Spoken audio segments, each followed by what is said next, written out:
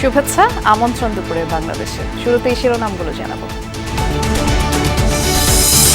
হামে আজও ঢাকা ও রাজশাহীতে 3 শিশুর মৃত্যু। 18 জেলায় 30 উপজেলায় চলছে বিশেষ টিকাদান। মন্ত্রী জানালেন বাড়বে এই কর্মসূচির পরিধি।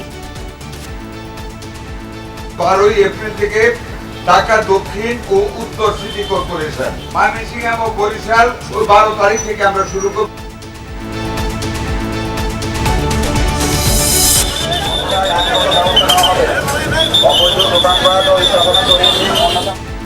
ফুটপাত দখলমুক্ত করতে রাজধানীর সায়েন্স ল্যাব থেকে নিউ মার্কেট এলাকায় ডিএমপির উচ্ছেদ অভিযান। সরকারি কাজে বাধা দেয় 2 জন আটক, জরিমানা গুনলেন অনেকে।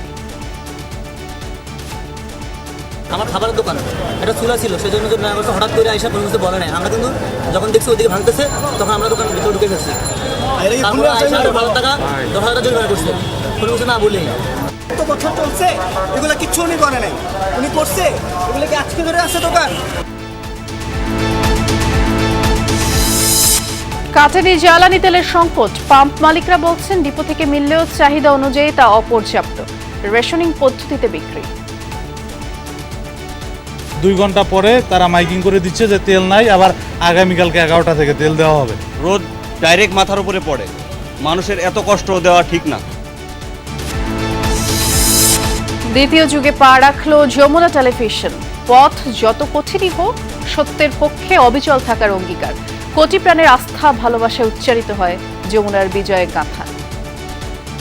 বিশ্বের আন্দোলনের সময় কিন্তু আমরা কিন্তু যমুনা টেলিভিশনের উপর নির্ভর ছিলাম, কারণ মাঠ থেকে ওরা একদম সঠিক নিউজটা দিয়েছে। যমুনা টিভির নিউজ, লাইভ নিউজগুলো আমার কাছে সবচেয়ে বেশি ভালো লাগে সবসময়। আমার মনে আছে 2018 সালে এবং 24 সালে ইলেকশনে ওরা যেভাবে সাহসিকতার সাথে নিউজগুলো প্রেজেন্ট করেছিল, এটা সত্যিই কমেন্ডেবল। চলমান অর্থনৈতিক সংকটে এলডিসি গ্র্যাজুয়েশন সম্ভব নয়, জানালেন অর্থমন্ত্রী। উত্তরণের জন্য 3 বছর সময় চায় বাংলাদেশ।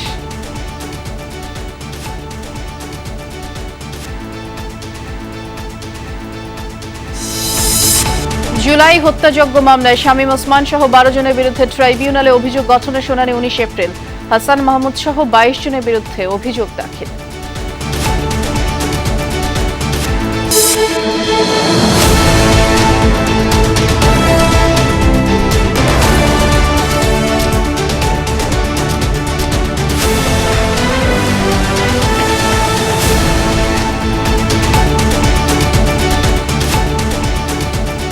শিরোনামগুলো শুনছিলেন। এছাড়া দেশ বিদেশে আরো খবর নিয়ে দুপুরের বাংলাদেশে নুসরাত বৃষ্টি আপনাদের সাথে আছি। হামের উপসর্গ নিয়ে গত 24 ঘন্টায় রাজশাহী মেডিকেলে আরো 2 শিশুর মৃত্যু হয়েছে। এদিকে রাজধানী টিএনসিসি হাসপাতালে সকালেও একজনের মৃত্যুর তথ্য নিশ্চিত করেছে কর্তৃপক্ষ, তবে শিশু কিনা তা এখনো নিশ্চিত নয়। গেল 3 মাসে রাজশাহী মেডিকেলে হামের উপসর্গ নিয়ে 40 জনের মৃত্যু হলো। এদিকে রাজশাহী মেডিকেলে রোগটির উপসর্গ নিয়ে নতুনভাবে ভর্তি রয়েছে 125 জন। গত 24 ঘন্টায় চিকিৎসা নিয়ে বাড়ি ফিরেছে 36 জন। পাবনা, ময়মনসিংহ, বরিশাল, চাঁদপুর সহ দেশের বিভিন্ন জেলায় হাম আক্রান্তের সংখ্যা বেড়েই চলেছে। এতে অভিভাবকদের মাঝে আতঙ্ক ছড়িয়েছে।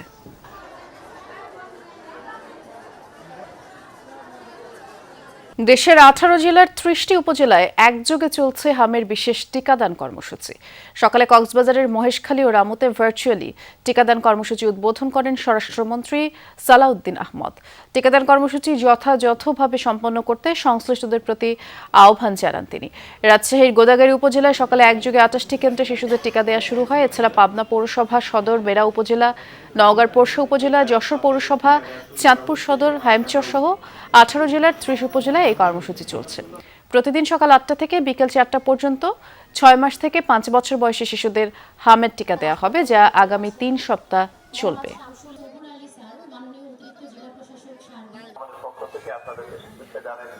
কালকে শুনলাম মাইকিরে যে টিকা দিবে, হামের টিকা, এই জন্য আসলাম। বাচ্চাটা আক্রান্ত হওয়ার আগেই এখানে আসছি যে বাচ্চা যাতে ভালো থাকে, সুস্থ থাকে। চারদিকে হামের যে প্রকোপটা হয়েছে, এই জন্য আর এই টিকা দিয়ে আসছি। আমাদের জন্য অনেক উপকার হয়েছে, আশেপাশে অনেক উপদ্রব বাড়ছে। বাচ্চার বয়স 2 বছর 7 মাস। আমি আধা ঘন্টা হয়েছে আসছি টিকা দেওয়া।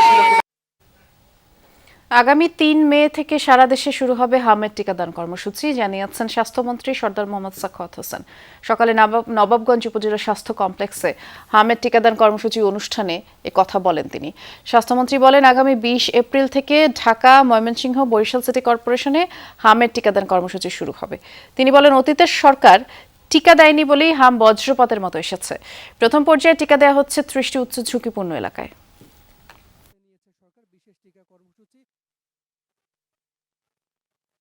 এটা একটা ভয়াবহ রোগ, করোনার থেকে কোনো অংশে কম না, এবং বাচ্চাগুলি বিশেষ করে আমাদের ভবিষ্যৎ প্রজন্ম যে কষ্ট পায়, যেভাবে মৃত্যুর করে ঢলে পড়ে, এটাকে খুব মিসহ্যান্ডেল করেছে অতীতের সরকার।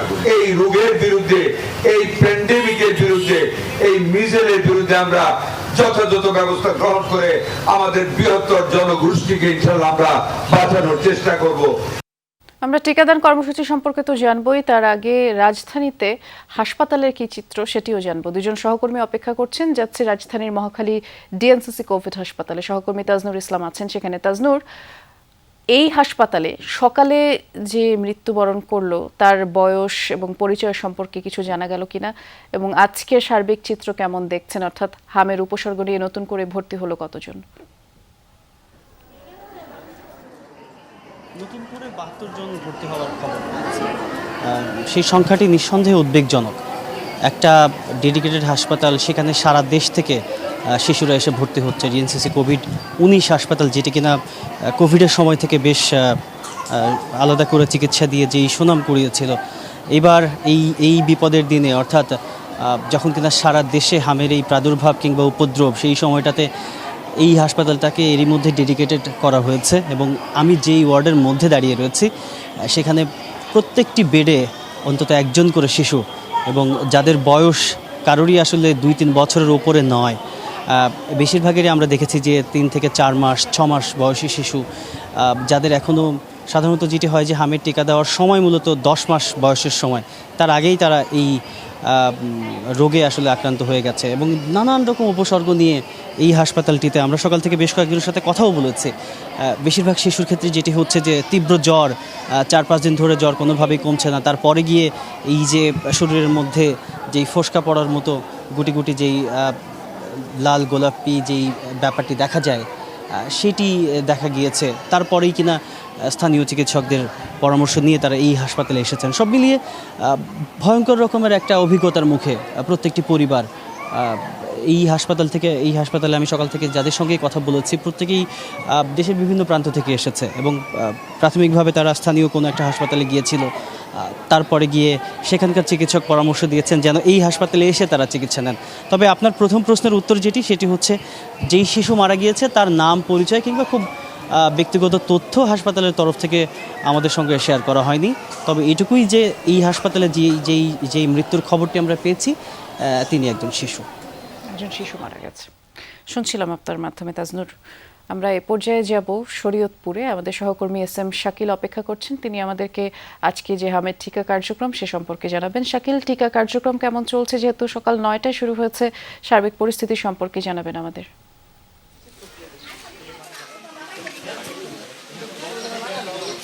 বৃষ্টি সকাল থেকে কিন্তু যেই টিকা কার্যক্রম শুরু হয়েছে, সেখানে আমরা দেখেছি যে এই কেন্দ্রটিতে, বিশেষ করে জাজিরা উপজেলায় যে কেন্দ্রটিতে টিকা দেওয়া হচ্ছে, সেখানে কিন্তু 175 জন শিশুকে টিকা দেওয়া হবে, এমনটা কিন্তু আমরা জানতে পেরেছি। তবে এখন পর্যন্ত বেলা 1টা বাজে, এই সময় পর্যন্ত কিন্তু প্রায় 120 জনের মতো শিশুকে টিকা দেওয়া হয়েছে ইতোমধ্যে। এটা কিন্তু আমরা এখানকার যারা দায়িত্বরত রয়েছেন তাদের মাধ্যমে জানতে পেরেছি। তবে এখানে বিশেষভাবে এই কেন্দ্রটি করার উদ্দেশ্য হচ্ছে, শরীয়তপুর জেলার মধ্যে যেহেতু যেই হামের যে প্রাদুর্ভাব সেটা বৃদ্ধি পাওয়ার কারণে সবচেয়ে বেশি কিন্তু এই উপজেলায় প্রাদুর্ভাবটা বেশি রয়েছে। এবং এই পর্যন্ত টোটাল 158 জন আক্রান্ত হলেও তার মধ্যে কিন্তু এই উপজেলাতেই 25 জন আক্রান্ত হয়েছিল, এবং 2 জন শিশু কিন্তু এর মধ্যে মৃত্যুবরণ করেছে। যার কারণে কিন্তু এইখানে কিন্তু এই বিশেষ ক্যাম্পেইনটি করা হয়েছে, যার ফলে এখানে আজকে 175 জনকে দেওয়া হবে। এবং এছাড়া উপজেলার বাকি স্বাস্থ্য কমপ্লেক্সগুলোতে মিলিয়ে আজকে কিন্তু 800 শিশুকে টিকা দেওয়া হবে। এছাড়াও কিন্তু এই উপজেলায় একটানা 21 দিন পর্যন্ত কিন্তু এখানে এই টিকাদানের ক্যাম্পেইন হবে এবং যেই স্বাস্থ্য কমপ্লেক্সগুলো রয়েছে সেই স্বাস্থ্য কমপ্লেক্সগুলোতে কিন্তু টিকা দেওয়া হবে, এমনটাই কিন্তু এখানকার যারা দায়িত্বরত রয়েছেন তারা কিন্তু জানিয়েছেন। বৃষ্টি শুনছিলাম আমরা। ধন্যবাদ শাকিল। রাজধানীর নিউ মার্কেট এলাকায় সড়ক দখল করে বসানো অবৈধ দোকানপাট উচ্ছেদে অভিযান চালাচ্ছে ঢাকা মেট্রোপলিটন পুলিশ। সকাল 10:30টার দিকে এই অভিযান শুরু হয়, যার নেতৃত্ব দিচ্ছেন ডিএমপির রমনা ডিভিশনের special metropolitan magistrate Imran Ahmed ও রমনা ডিভিশনের এডিসি রুমানা নাসরিন। মূলত সায়েন্স ল্যাব এলাকা থেকে শুরু করে নীলক্ষেত নিউ মার্কেট এলাকায় এই অভিযান চালানো হচ্ছে। অভিযানে সড়ক দখল করে বসানো সকল দোকানপাট উচ্ছেদ করা হচ্ছে। অবৈধ দখলদারদের পুনরায় দোকান না বসাতেও সতর্ক করা হচ্ছে। এ সময় সরকারি কাজে বাধা দেয় দুজনকে আটক করা হয়। পর্যায়ক্রমে রাজধানীর বিভিন্ন সড়কে অবৈধভাবে বসানো সকল দোকানপাট সরিয়ে নেয়ার কথা জানান নির্বাহী ম্যাজিস্ট্রেট। আমার খাবারের দোকান এটা চুলা ছিল, সেই জন্য নয়া করছে, হঠাৎ করে আইসা কোনো কিছু বলে নাই। আমরা কিন্তু যখন দেখছি ওদিকে ভাঙতেছে তখন আমরা দোকান ভিতরে ঢুকে ফেলছি। তারপরে আইসা 12 টাকা 10,000 জরিমানা করছে, কোনো কিছু না বলেই। ডিএমপির এই উচ্ছেদ অভিযানের সাথেই রয়েছেন সহকর্মী এম এ আজিজ, তিনি অপেক্ষা করছেন আমাদের জন্য। আজিজ, খুব সম্ভবত আপনি এলিফ্যান্ট রোডে আছেন এই মুহূর্তে। এখন যেই অভিযানটি চলছে এ বিষয়ে একটু আমাদেরকে বিস্তারিত করে জানাবেন। ধন্যবাদ বৃষ্টি। এই অভিযানটি শুরু হয়েছে সকাল 10:30 নাগাদ নিউ মার্কেটের বিভিন্ন এরিয়া এবং সায়েন্স ল্যাব থেকে শুরু করে এখন এলিফ্যান্ট রোডে এই অভিযানটা চলমান রয়েছে। এই অভিযানে সড়কের দুই পাশে যে অবৈধ স্থাপনাগুলো আছে সেই স্থাপনাগুলো সরিয়ে দেওয়া হচ্ছে এবং এখানে যারা দোকান বসিয়েছেন তাদেরকে সতর্ক করা হচ্ছে এই উচ্ছেদ অভিযান শেষ হওয়ার পরে পরবর্তীতে যেন এই অভিযান এইখানে আর কেউ দোকানপাট না বসায়। সকাল 10:30টায় শুরু হয় এই অভিযানের নেতৃত্ব দিচ্ছেন রমনা ডিভিশনের special metropolitan magistrate Imran Ahmed এবং তার সাথে আছেন রমনা ডিভিশনের এডিসি ট্রাফিক রোমানা নাসরিন। সকালে শুরু হয় এই অভিযানে মূলত নিউ মার্কেটের যে ভেতরের অংশ সেখানেও অভিযান পরিচালনা করা হয়েছে এবং নিউ মার্কেটের বাইরে চারিপাশে বিশেষ করে এলিফ্যান্ট রোড এবং সায়েন্স ল্যাব মোড় এবং টিচার্স ট্রেনিং সেন্টারের পাশ দিয়ে যে রোডটির ভিতরে প্রবেশ করছে সেখানে অভিযান চালানো হয়েছে। তো এখন আমি এলিফ্যান্ট রোডে এসে যে চিত্রটি দেখতে পেয়েছি, এলিফ্যান্ট রোডের অবস্থা আরও সবচেয়ে বেশি মারাত্মক, কারণ এখানে রাস্তার একটি অংশে যে সোয়ারেজের লাইন সেই সোয়ারেজের লাইনের পানি রাস্তার উপরে চলে আসায় মানুষের দুর্ভোগ মূলত এলাকায় বেশি ছিল এবং বেশি হচ্ছিল। এবং এখানে যারা যাতায়াত করেন এই সড়কে তাদেরকে আমি জিজ্ঞেস করেছিলাম যে অভিযানে তারা কোনো সুফল পাবে কিনা। তো তারা যেটি আমাদেরকে জানিয়েছেন যে অভিযানের পর যদি এটি টেকসই করা যায় তাহলে তারা বেশ সুফল পাবেন, কারণ এই সড়কে চলাচল করতে তাদের বেশ ভোগান্তি পোহাতে হয় এবং ঘন্টার পর ঘন্টা সময় তাদের এই সড়কে নষ্ট হয় এবং কেনাকাটা করতে যে কম সময় লাগার কথা ছিল সেটা দ্বিগুণ সময় লেগে যায়। এবং এখন যদি এই অবস্থা স্বাভাবিক থাকে এবং সড়কের দুই পাশে যদি কোনো যানবাহন সড়কের দুই পাশে যদি কোনো দোকানপাট না বসায় তাহলে তার সুবিধা তারা পাবেন। বৃষ্টি শুনছিলাম আমরা। ধন্যবাদ আজিজ। মধ্যপ্রাচ্যে যুদ্ধের কারণে দেশজুড়ে জ্বালানি তেলের সংকট কাটছে না।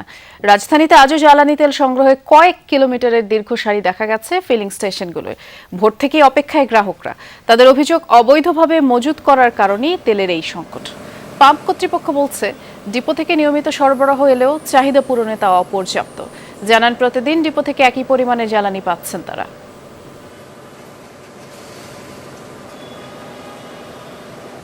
প্রায় 11টা 12 মিনিট কম 11টা বাজতেছে, এখনো হচ্ছে আমরা তেল পাচ্ছি না আর কি।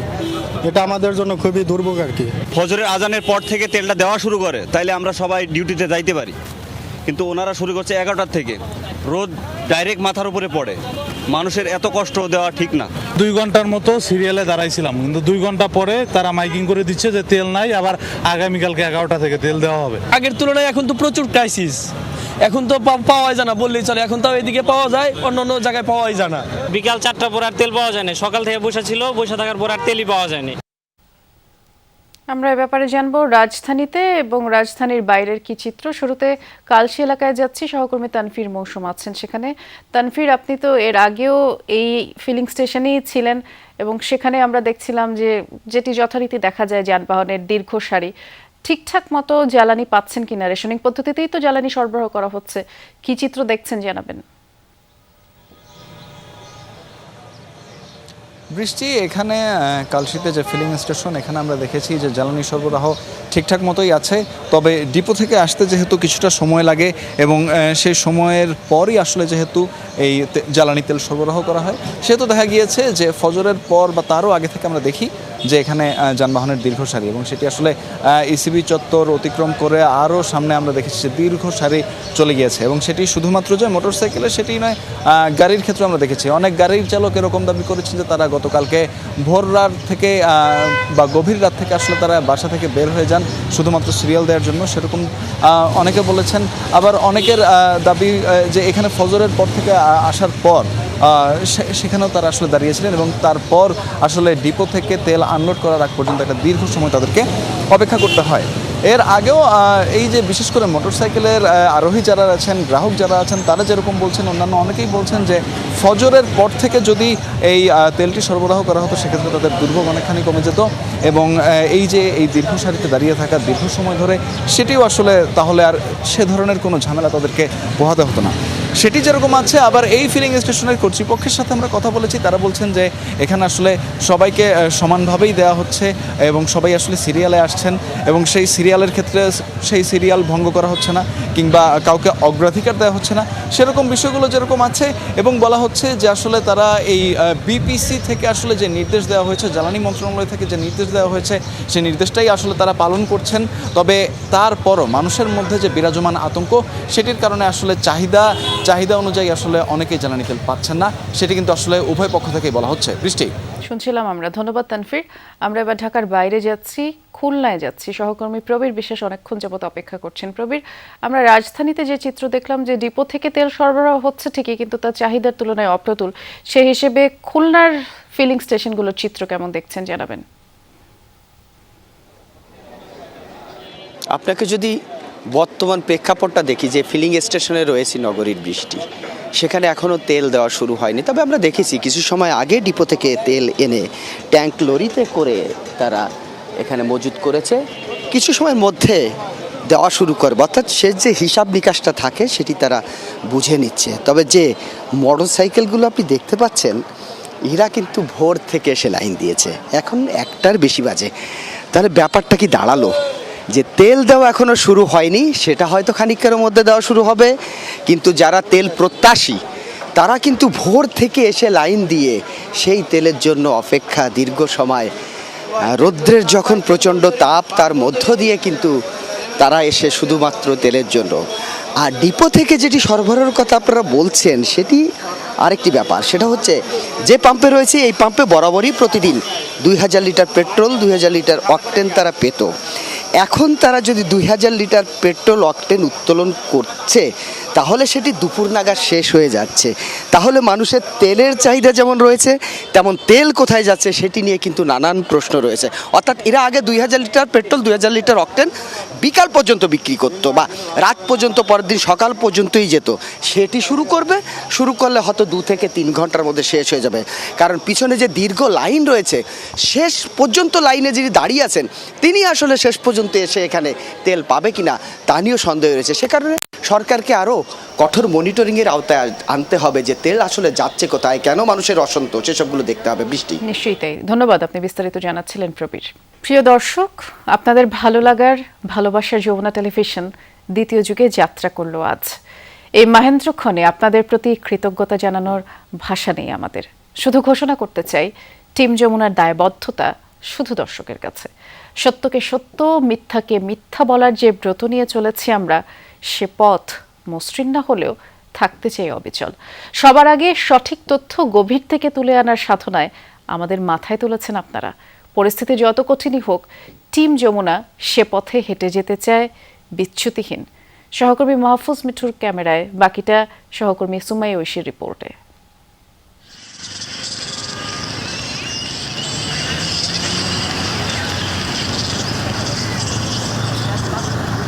আরেকটা নতুন সকালের শুরু।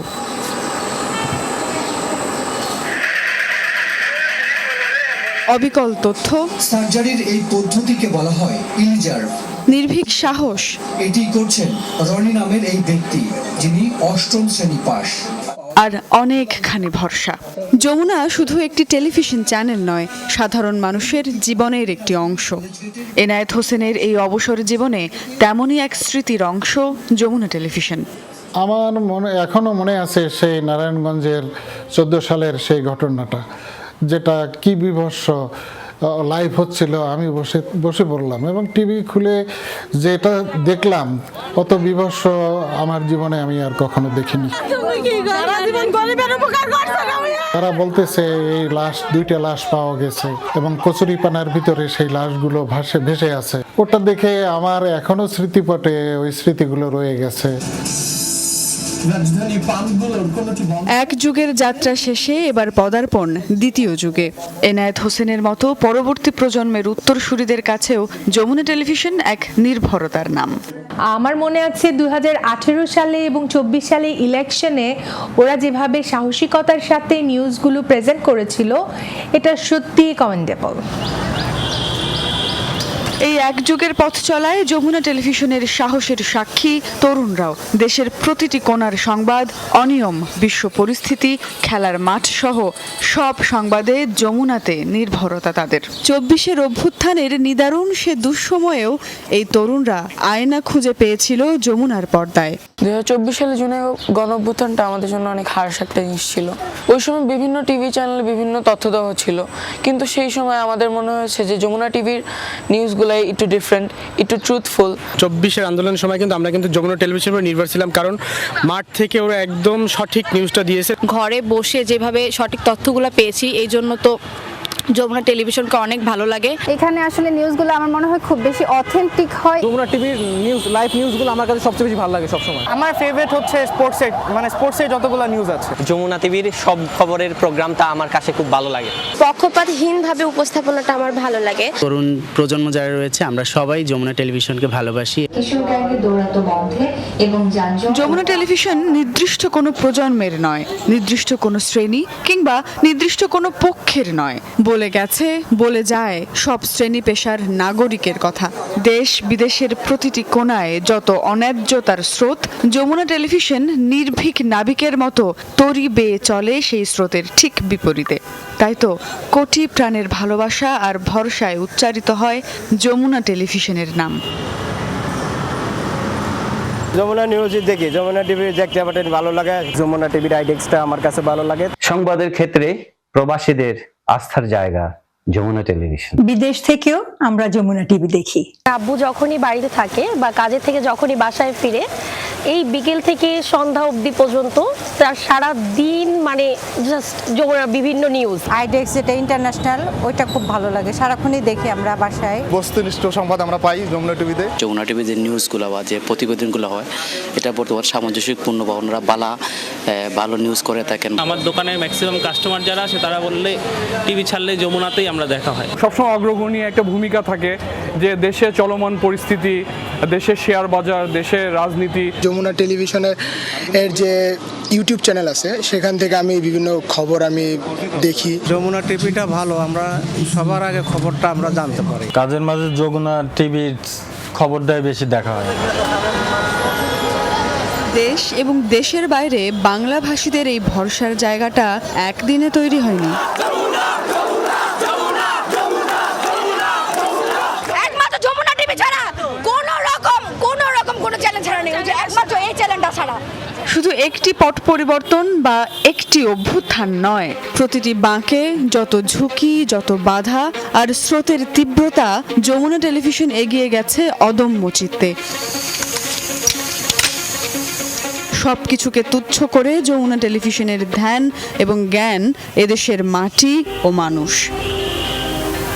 যুগান্তরের এই মুহূর্তেও টিম যমুনার ভরসা, নিজেদের পেশাদারিত্ব আর দর্শকের বুক ভরা ভালোবাসা।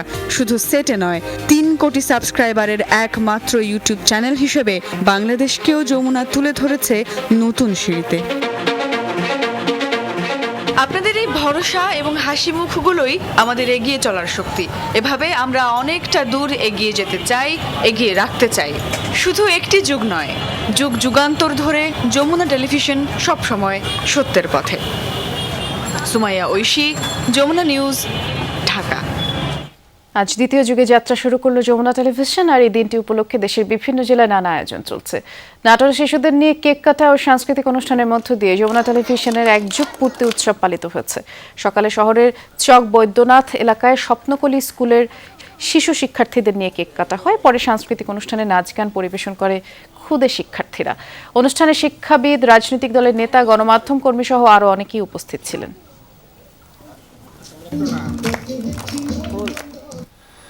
গোপালগঞ্জে সোনালী স্বপ্ন একাডেমি শিশু শিক্ষার্থীদের নিয়ে যমুনা টেলিভিশনের এক যুগ পূর্তির কেক কাটা হয়। এ সময় বিদ্যালয়ের শিক্ষক ও গণমাধ্যম কর্মীরা উপস্থিত ছিলেন।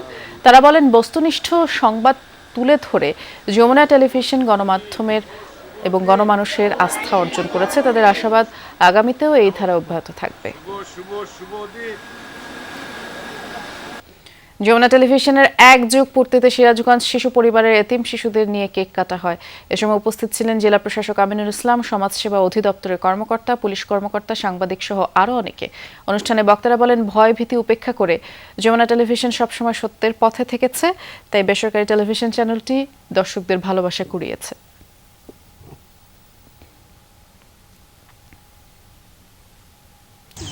মেহেরপুরেও সরকারি শিশু পরিবারের এতিম শিশুদের নিয়ে আনন্দমুখর পরিবেশে যমুনা টেলিভিশনের যুগ পূর্তি উৎসব উদযাপিত হয়েছে, যাতে শিশু পরিবারের শিক্ষকরাও অংশ নেন। কেক কাটা শেষে আনন্দ আয়োজনে মেতে ওঠে শিশুরা। যমুনা টিভি সত্য ও ন্যায়ের প্রতি সবসময় অবিচল থাকবে, এমন প্রত্যাশা জানান সবাই।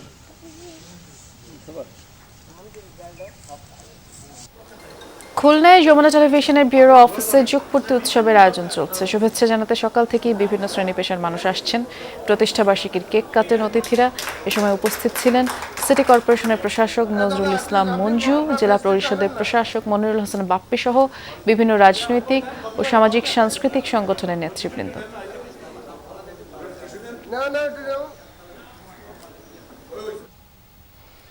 এলডিসি গ্র্যাজুয়েশনের সক্ষমতা অর্জন ও প্রস্তুত হওয়া এক বিষয় নয়। এই সরকার এমন সময় দায়িত্ব নিয়েছে যখন ব্যাংকিং সেক্টরের অবস্থা খুবই নাজুক। পুঁজিবাজার বলতে দেশে কিছু নেই, অর্থনৈতিক সূচক নিম্নমুখী। এমন সময় এলডিসি গ্র্যাজুয়েশন সম্ভব নয় বলে জানান, বর্তমানে টিকে থাকাই কঠিন। আর্থিক খাতে তারল্য সংকট চরমে বেড়েছে দারিদ্র্য। এবং এলডিসি পর্যালোচনা সভায় এমন মন্তব্য করেছেন অর্থমন্ত্রী আমির খসরু মাহমুদ চৌধুরী। তিনি বলেন, মধ্যপ্রাচ্যের যুদ্ধের কারণে সরবরাহ ব্যবস্থা বিঘ্নিত হচ্ছে, আর এই প্রভাব পণ্যের দাম বাড়বে তা নিয়ে কোনো সন্দেহ নেই। সভায় জানানো হয়, এলডিসি উত্তরণের জন্য বাংলাদেশ প্রস্তুত, তবে ট্রানজিশন প্রসেসের জন্য 3 বছর সময় বাড়ানো প্রয়োজন। আর এই প্রস্তাব যাচাই বাছাই করবে সিডিবি। জাতিসংঘের অধিবেশনেই উত্তর মিলবে। সম্প্রতি বিশ্বে নানা সংকট তৈরি হয়েছে। অর্থনীতিতে কোভিড মহামারী, রোহিঙ্গা সংকট, রাশিয়া ইউক্রেন যুদ্ধ, ইরান যুদ্ধের প্রভাব পড়ছে। অর্থনীতিবিদরা জানান, 18% মানুষ নতুনভাবে দারিদ্র্য সীমার নিচে চলে গেছে। বেসরকারি বিনিয়োগ কমেছে।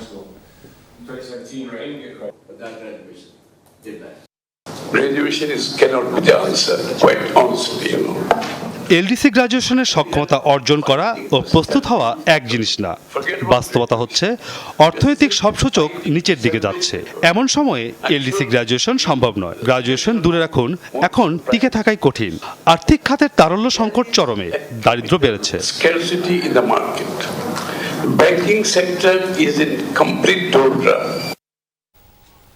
আজ থেকে ব্যাংক লেনদেনের সময়সীমা 1 ঘন্টা কমালো বাংলাদেশ ব্যাংক।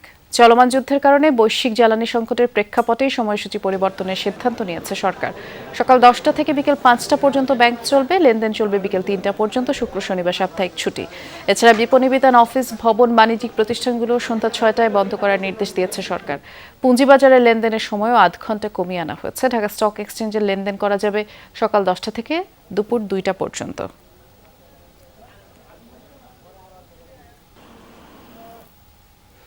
জুলাই হত্যাকাণ্ডে শামীম ওসমান সহ 12 জনের বিরুদ্ধে ট্রাইব্যুনালে অভিযোগ গঠনের শুনানি আগামী 19 এপ্রিল। এদিকে বৈষম্য বিরোধী ছাত্র আন্দোলনে চট্টগ্রামে ছাত্রদল নেতা ওয়াসিম সহ 6 জনকে হত্যায় সাবেক মন্ত্রী হাসান মাহমুদ সহ 22 জনের বিরুদ্ধে ট্রাইব্যুনালে আনুষ্ঠানিক অভিযোগ দাখিল করেছে প্রসিকিউশন। সকালে ট্রাইব্যুনালের রেজিস্ট্রারের কার্যালয়ে আনুষ্ঠানিক অভিযোগ দাখিল করা হয়। এর আগে গত বৃহস্পতিবার প্রসিকিউশনের কাছে তদন্ত প্রতিবেদন দাখিল করে ট্রাইব্যুনালের তদন্ত সংস্থা। 22 আসামির মধ্যে ফজলে করিম সহ 4 জনকে গ্রেফতার করা হয়েছে এবং পলাতক 18 জনের বিরুদ্ধে গ্রেফতারি পরোয়ানার আবেদন করা হয়েছে। তাদের বিরুদ্ধে মোট 3টি অভিযোগ আনা হয়েছে। আনন্দ বা মঙ্গল শোভাযাত্রা নয়, এবার পহেলা বৈশাখের শোভাযাত্রার নাম হবে বৈশাখী শোভাযাত্রা, এমনটা জানিয়েছেন সংস্কৃতি মন্ত্রী নিতাই রায়চৌধুরী। সকালে সচিবালয়ে এক ব্রিফিংয়ে তিনি বলেছেন, পহেলা বৈশাখের শোভাযাত্রার নামকরণ নিয়ে এক ধরনের মতপার্থক্য লক্ষ্য করা যাচ্ছে। এই নামকরণ নিয়ে বিতর্ক তৈরির চেষ্টাও চলছে। বিভাজন নয়, বৈচিত্র্যের মাধ্যমে ঐক্য ধরে রাখতেই নাম নিয়ে এই বিতর্কের অবসান প্রয়োজন বলে মনে করছেন সংস্কৃতি মন্ত্রী। সরকারি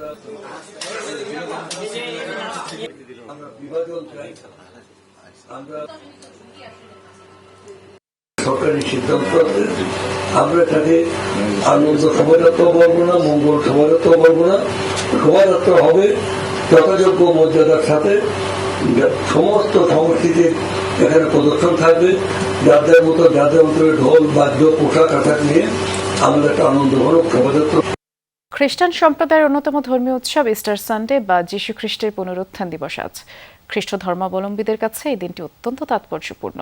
ইহুদি শাসক গোষ্ঠী তাদের কুসংস্কারাচ্ছন্ন শাসন ব্যবস্থা অক্ষুণ্ণ রাখতে যিশুকে অন্যায়ভাবে হত্যা করেছিল এবং খ্রিস্টান ধর্মমতে এই দিনে যিশু মৃত্যুকে জয় করে পুনরুত্থিত হয়ে তাদের পাপ থেকে মুক্ত করেছিলেন। মৃত্যুর তৃতীয় দিবস অর্থাৎ রোববার তিনি পুনরুজ্জীবিত হন।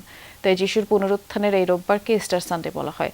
দিনটি উপলক্ষে সকাল থেকে রাজধানী সহ সারা দেশের বিভিন্ন গির্জায় প্রার্থনা করেন খ্রিস্টান ধর্মাবলম্বীরা। দেশ জাতির মঙ্গল কামনায় বিশেষ প্রার্থনা হয়।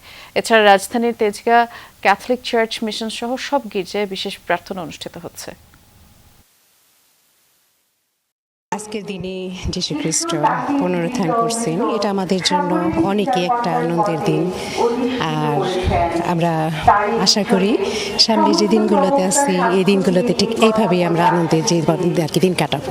ঈশ্বরের কাছে আশীর্বাদ চাই, পরিবারের শান্তি ফিরে আসে, আর ছেলেমেয়েদের নিয়ে যেন আমরা ভালো থাকি। আমাদের তো যুদ্ধ বন্ধের জন্য থাকবে, যেহেতু যিশু হলো শান্তির রাজা, ইনি পৃথিবীতে শান্তি বয়ে নিয়ে আসছেন, এটা তো অবশ্যই থাকবে। ঈশ্বরের কাছে আমরা প্রার্থনা করবো, যিশুর কাছে প্রার্থনা করবো। যুক্তরাষ্ট্রের ইতিহাসে অন্যতম জটিল অপারেশনের মধ্য দিয়ে উদ্ধার করা হয়েছে ইরানের নিখোঁজ মার্কিন কো পাইলটকে। শনিবার ইরানের দক্ষিণ পশ্চিমাঞ্চলে সমন্বিত অভিযান চালায় বিশেষ বাহিনী। দুপক্ষের ব্যাপক লড়াইয়ের পর নিরাপদে তুলে নেওয়া হয় বিধ্বস্ত F-15 ফাইটার জেটের এয়ারম্যানকে। অত্যন্ত গোপন ও ঝুঁকিপূর্ণ অভিযানে যুক্তরাষ্ট্রের কোনো ক্ষয়ক্ষতি হয়নি বলে দাবি মার্কিন প্রেসিডেন্ট ডোনাল্ড ট্রাম্পের। তবে আরও একটি এয়ারক্রাফট ভূপাতিতের দাবি করেছে ইরান। শত্রুর ঘরে ঢুকে বের করে আনতে হবে মার্কিন এয়ারম্যানকে। তাই দুদিন ধরে যুক্তরাষ্ট্র ও ইরানের অন্যরকম এক লড়াই চলছিল ইরানের দুর্গম পার্বত্য এলাকায়।